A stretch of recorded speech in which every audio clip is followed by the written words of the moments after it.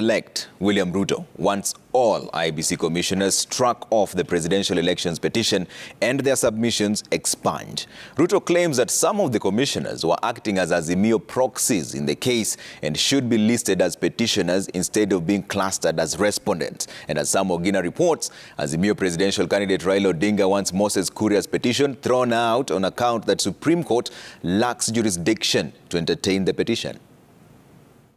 The CEO and also opposed to the inclusion of the IEBC commissioners in the presidential petition, the president-elect claims the 6 commissioners were enjoined to create a second tier of petitioners disguised as respondents. In their submissions, 4 of the 6 commissioners have sided with the petitioner Raila Odinga and Moses Kuria in challenging the validity of the presidential election. The president-elect, stating the election was conducted by the electoral body and not individual commissioners, thereby pleadings by all the 6 commissioners should be expunged and the commissioners struck off the case. The Supreme Court will determine Ruto's application on Tuesday morning. On the other hand, the split and bad blood at the electoral agency made cannon fodder for Odinga's running mate, Moses Kuria.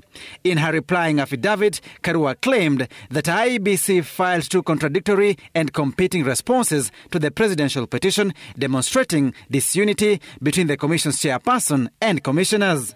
Underpinning Azimio's challenge of the presidential results, Kuria further stated the IEBC chairperson sidelined other commissioners, therefore declared his own results of the presidential election and not the results of the commission. Kuria poked holes at Chebukati's defense of conducting a free and fair electoral process approved by independent election observers, saying observers cannot be used to validate the outcome of an election not conducted in accordance with electoral law.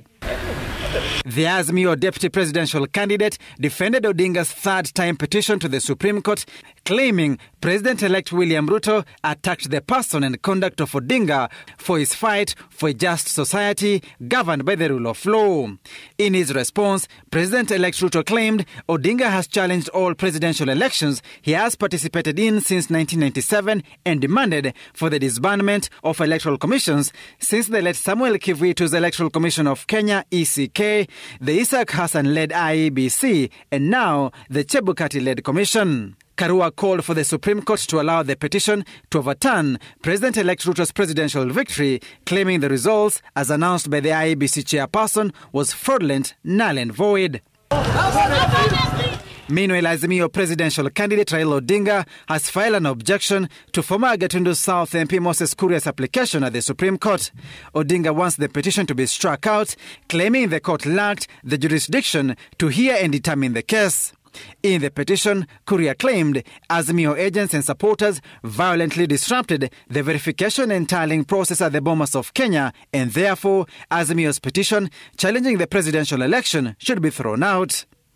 In a revised affidavit to the court, activist John Githongo claimed he had submitted demo logs to demonstrate how IEBC servers can be hacked and manipulated, and not the real logs to show that the commission was hacked for sure. Githongo claimed he was given the logs by an informer who claimed the commission was hacked and the results in Forms 34As changed, but in changing tune, Githongo, whose affidavit is contained in the Odinga petition, claimed his evidence was mere screenshots and not the actual logs of the alleged hacking.